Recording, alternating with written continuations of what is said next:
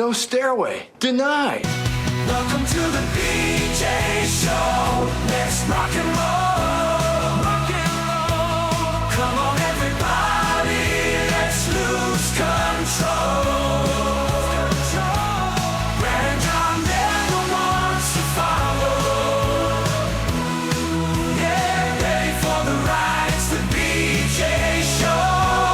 BJ Show. John Combest, is it the 5th of February? Is that the correct date today? Yes, and I'm so happy it's Thursday. How about you? So happy it's Thursday. I'm always very happy when it's Thursday. And John, start off the show. I have to do a follow-up, and I did get in contact with the three Bens about my stupid mistake I made earlier this week of calling Ben Baker, Ben Brown, and Ben Brown, Ben Baker, and also Ben Dover was not happy about me making fun of him as well, too. And by unanimous consent, they said they would essentially, give me a pass, accept my apology if I do one thing. You know what that is? What's that? All three Bens are God-fearing men, and they wanted me to do this.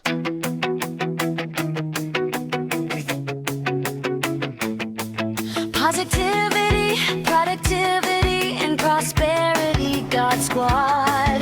Positivity, productivity, and prosperity, God Squad. That was their request, and you know what? I am there to grant that request. John, what do you think?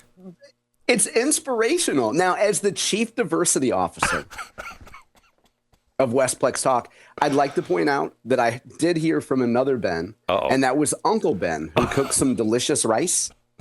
And he wanted to know why his opinion was not valued and registered and accepted. I think Uncle Ben's gone, just like Aunt Jemima's gone as well, too. I don't think they're around anymore. I think they've been, you would think they would be prized because they are minorities, which had a very, shall we say, famous life with promoting products. And if you walk down the grocery store aisles, you see Aunt Jemima's face and Uncle Ben's face, but they're gone now. Why is that, John? I don't understand that. Well, Aunt Jemima offed herself. I don't know if you heard this, because she had pitched herself to be part of the God Squad, and she said there could not be a fourth P for pancakes.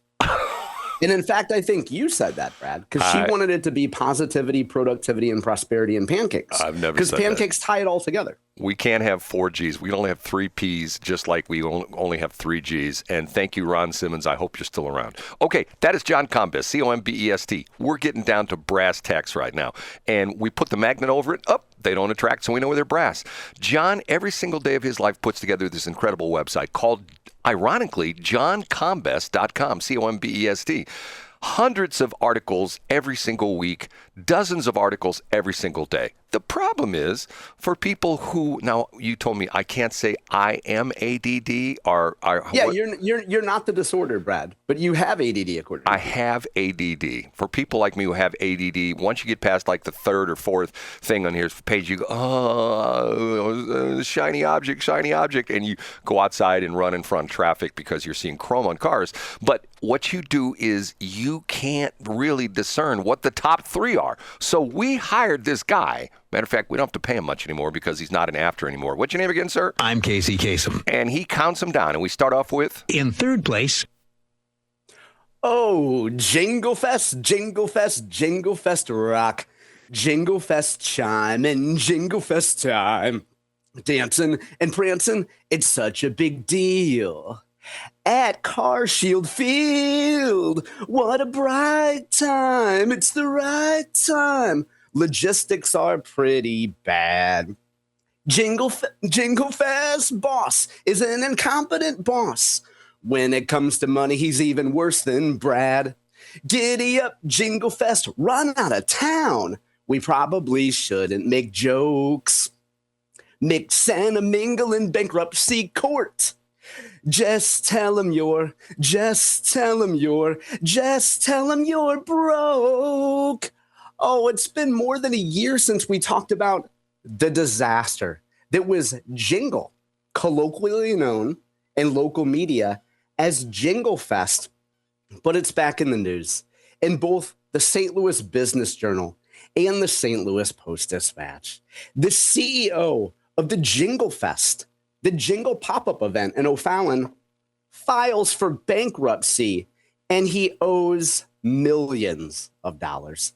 The CEO of a now defunct holiday festival files for bankruptcy, and after a business venture failed in O'Fallon, Missouri in 2024. We talked about it at Christmas time 2024, more than a year ago. The filing by Mark McKee. And Brad, I did extensive Googling this morning, and I do not believe that Mark McKee is related to Paul McKee. But I have not logged into Ancestry.com and checked myself. The filing by Mark McKee comes just more than a year after the Jingle ! His holiday pop-up festival left town with at least 100 employees reportedly still waiting on their final paychecks. But the January 26 bankruptcy petition says the number of unpaid employees was significantly underestimated at the time. It listed more than 200 employees who were owed more than $150,000 in wages.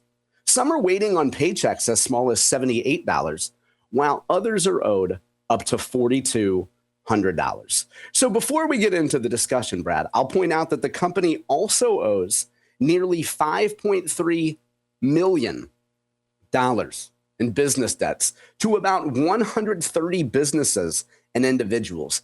Imagine racking up $5.3 million to vendors and having more than 100 people come after you. I should point out that this piece is brought to us, pardon me, by Dana Reek of the Post-Dispatch. And one of the crazy things about this story, as we first discussed back in either November or December of 2024, is that people who attended Jingle were thoroughly overwhelmed. It was at Car Shield Park. People who paid to attend said that the best essentially rides and activities for kids was a big hill covered with ice, and the kids were given cardboard boxes to sled down, presumably on their stomach or their back, down the hill, and there was nothing to stop the children from crashing into a retaining wall. That seems pretty dangerous. We joked at the time about your friend Mike Carter's association with Car Shield Field, that clearly somebody like Mike would look at this and say, wow, this is a huge liability. And good thing we're not on the hook for any injuries that happen here. So it would appear, Brad, that the early reports of employees not getting their paychecks ended up not being resolved. And it's been more than a year, but this guy, I think if he owes you money, I think you're SOL. Now, I know you've had a lot of experience, Brad, not being bankrupt yourself, but in dealing with people who owed you money who chose to file for bankruptcy. So I'm sure you have some opinions on this. Well, did he file? Is it Chapter 11? It says that he filed. I should know that off the top of my head, and I don't, Brad. It doesn't say that he filed for Chapter 11. It says in last month's bankruptcy petition filed in U.S. Bankruptcy Court District of Kansas, McKee reported a negative net income of more than $6 million in 2024. So he lost a cool $6 million. Well, but it doesn't say that it's Chapter 11. I don't know if the laws of Kansas are different, but in most states, I think this is a federal thing. You file for 7, which is liquidation, which means they ain't coming back. That's gone. They just essentially, the court just takes over all the assets and tries to divvy up as much money that's left as possible. 11 is reorganization, where you try to get things worked out and you negotiate with the vendors and stuff like that. If you remember, the interesting part of this was they had a really well-done TV commercial. Remember this? They had this incredibly well-done TV commercial, and people who went there would go like, it's nothing like the TV commercial. You know what I mean? Yeah, and there was a lot of chatter about that on social media, because if I recall, the initial media coverage would cite people walking around posting TikToks, Facebook Reels, Instagram Reels of how miserable the setups were, how dinky lights were. And in fact, in Dana Reek's piece, she points out that organizers had budgeted for 120,000 visitors to come to O'Fallon. And in the end, which the media attributes to negative social media chatter, only 45,000 came. So that's almost a third. Just over a third of people who they expected to come actually showed up. And I think it was pretty expensive too, wasn't it? Wasn't like $40 or $50 a person or something like that? Oh yeah. It was certainly not a cheap thing, and people felt like they were scammed out of their money. So I hate to say it, Brad, I shouldn't feel emotional about this, but I mean, it looks like they were scammed, and it looks like this guy didn't pay his vendors. Like, how does somebody do this and is that bad at it? Well, I mean, I've been suckered into things like this. I mean, I can tell you some stories. I had a guy, I'll tell you a bizarre story. I had a guy that was like the world's best salesman. He suckered me into it. He ran at the time, this is when the big screen TVs were starting to get approachable. At one point in time, matter of fact, if you've ever seen this, there's a classic episode of The Office when what's his name? I'm bad at names. Michael Scott? Michael Scott. Yeah, Michael Scott. He's the one who's played by what's his face, right? Steve Carell. Yeah, I feel like I'm talking to a boomer right now. Yes, what's his name is played by that one guy. Okay, he invites the staff of The Office over to his house to show him his new plasma TV, and it's like a 14-inch TV on the wall. It's pretty funny. Okay. Anyway, yeah, it's very small. I can still remember the name of the company. It was called All Channel Satellite and Stereo or something like that. And he was in that building. People know driving I-70, know exactly which one I'm talking about. There's a building between 5th Street and 94, which for a while was a church. Now it's something else. And it's sort of weird. You got to get off on Boone Slick and cut your way back there. But anyway, he got me for $18,000. And the bizarre part of him was that his business went in the toilet, but part of the reason after it went in the toilet, he got arrested for molesting girls, and he got thrown in the clink. So, and there was a time, I'm telling you, back in 2008, 2009, 2010, I'm not exaggerating when I say this. I got at least one bankruptcy notice from the bankruptcy court a month. I mean, from clients of mine that just gone bankrupt. And I remember most of them were Chapter 11. They're trying to reorganize. And one of them was a Chapter 11. And most of them were like boilerplate things from the federal district court. And one of them said, there's no assets here, so don't even bother submitting a claim. Don't even try, Brad. Don't even try. Yeah, there's I'll nothing tell there. you who also says, with 6 minutes left, who said doesn't even try to get through the next two stories, and that's the guy in story number 2. Up a notch to number 2. In 1987, nearly 40 years ago, a gentleman named Tom Peters coined a phrase, under promise, over deliver. Tom Peters had no idea how many times my friend and St. Louis Media Hall of Famer, Brad Hildebrand, would beat listeners over the head with that phrase, under promise, over deliver. And I thought of you this morning when I read this headline from St. Louis Public Radio. Now, Brad, unlike most of the stories you read to us, the headlines you read to us from the website of St. Louis Public Radio, this one was actually written by St. Louis Public Radio staff. Kavan Mansouri and Kate Grumke wrote this. The headline reads, Greater St. Louis Incorporated took public officials on trips to tour huge data centers with Ameren in tow. I smell a conspiracy. And this morning, I got to say, I got pretty excited when I saw the headline. And then I clicked on it. And to be honest, part of me was hoping we'd see a bunch of public officials in proverbial bed with Ameren and the data centers, and we could reveal them for the sellouts they are. But as it turns out, if you read the story, there's only 2 people on the Missouri side of the river who went on a trip to learn about data centers. And it was a guy named Dennis Gannon. He's the county executive in Jefferson County. And then it's a guy who's a city alderman from the city of Festus. And those are the only 2 elected officials in Missouri. And we got a couple people in Madison County and a couple people from the Economic Development Department of Granite City. Maybe they can put in a new smokestack instead of a data center. So this piece made me think of under promise, over deliver. Now, we can't blame Kavan Mansouri or Kate Grumke because they think they're doing a little bit of solid investigative journalism. Why are these public officials on one of those junkets with big money interests hanging out with Ameren? We don't like that. Brad, the exotic locale that these folks went to on this high-profile junket was the state of Nebraska, a city called Papillon. I believe that's French for butterfly. I do believe it's French for butterfly. Papillon, Nebraska. What an exotic locale. for a guy from Festus and a guy from Jefferson County to go visit. So if you were considering reading the piece on St. Louis Public Radio because you thought you'd see top elected officials in Missouri going on high-priced junkets, I hate to tell you that maybe St. Louis Public Radio overpromised and underdelivered. You know, Tim Brinker was along on that trip, wasn't he? Wasn't he on that trip as well? Oh, was he really? No, he wasn't, but you like to use him as a punchline. And explain, Brad, for people who are just joining us, welcome. Why is Tim Brinker involved in this story? Why do you tie him to this story? I have a problem with people who take donations for becoming elected to a position and then resign from that position. I have a problem with that. And I think that I know you do, Brad. You're a big, and if there's one thing that listeners to the show identify with you, it's starting a project and following through with it. John, there's a little bit of difference here.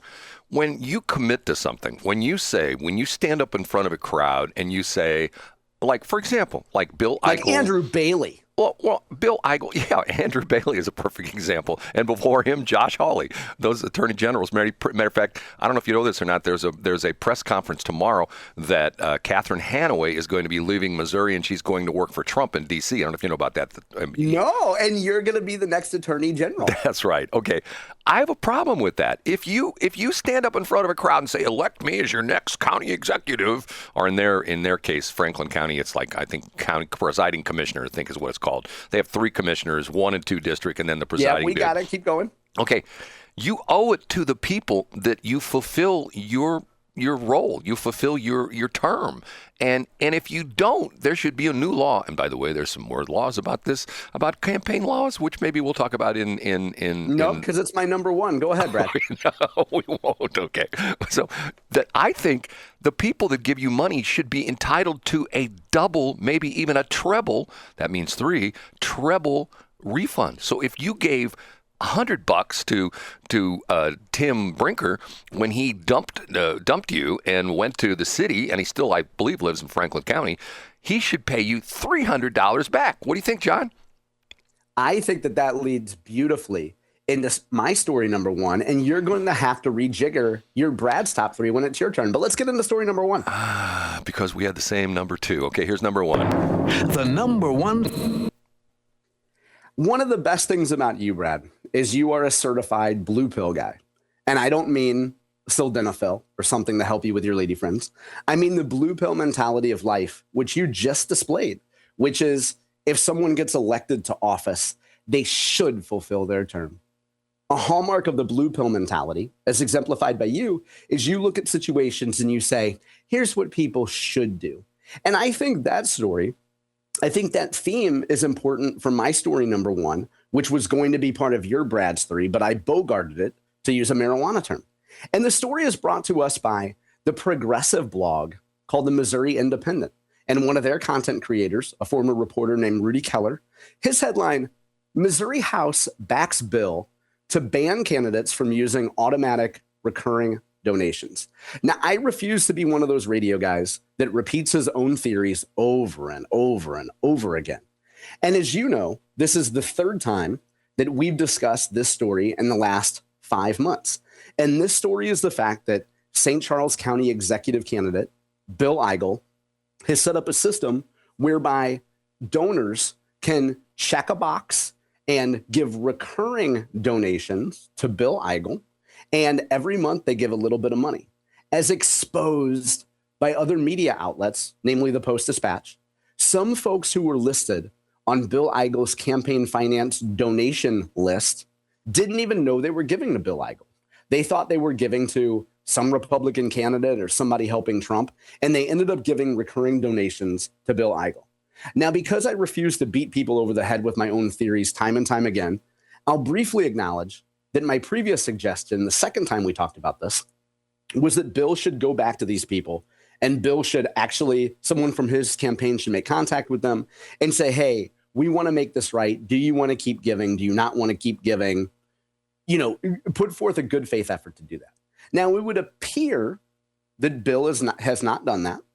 And so I would say, I think my new take on this, Brad, is the fact that Bill doesn't seem to have put in a lot of effort to do that, to give money back to people who had recurring contributions. That tells me that people in St. Charles County don't really care about this. And that's an unpopular take. And we'll go back to your blue pill mentality of the way the world should be, not the way the world really works, but the way the world should be. And people should care about recurring contributions, and people should vote in municipal elections every time. The turnout's terrible. You've got a million of the shoulds, Brad. But what this tells me is when Bill Eigel goes down to 2nd Street, or Bill Eigel goes to any campaign event, or people come up to him in the supermarket, nobody comes to him and says, I'm really upset about that Post-Dispatch piece last fall about recurring contributions. I think they come to him and they say, taxes are too high, the prices at the grocery store are too high. And it would appear to me that after all the hubbub about this, and all legislators and opponents making a big deal about this, people don't actually care. It's a matter of what people should care about versus what they really care about. So you're saying that people don't care if they're being scammed by people like Bill Eigel? Yeah, that's not what I said at all. Oh, okay. And when I say that people don't care, I mean voters don't care. And the people who pay marginal attention to politics don't care. Now, the people who are giving to Bill Eigel every month, and what I love about the Rudy Keller piece, and again, Rudy Keller is a veteran journalist who's working for this blog now. He does a great job. He's a really thorough guy. The phrase that Rudy uses, he talks about how many of the people who've been wrapped up in these schemes across the country are retirees. And that's Rudy's way of saying old people. So I'm sure there's a lot of old people throughout the country. And Rudy even acknowledges that the recurring contribution gimmick is used by both Democrats and Republicans across the country. The old both sides do it. So, yeah, Brad, to get back to your question and your misstatement and your mischaracterization of what I said, I didn't say that people that gave money to Bill Eigel don't care. What I said is people who are voters don't care. But you misspoke twice because of the fact that I listened to this show, this Del Walmsley guy, who, by the way, is 70 years old. I heard him say this last night.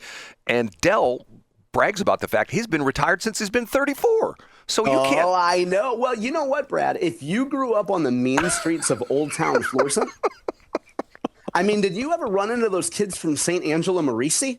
Oh, they were tough. The St. Thomas Aquinas gang, they were tough as well, They were too. bad. Brad, do you have a fallback for your Brad's top three? And I would like to apologize for stealing one of your top three. Which one did you steal? I stole your Bill Eigel one. That was your list. You read the headline. You didn't actually click through and read the story. That's your gimmick for the top three. But I took your campaign finance piece. Actually, you're wrong. That's not one of my three. Wow, I'm surprised by that, Brad. Okay, but we'll get into it and we'll explain what my three are. And one of them is national, two of them are local. And well, one of them is a tribute to someone who recently passed away, who I had a brief moment with, and I'll explain that in my top three. Oh, Brad.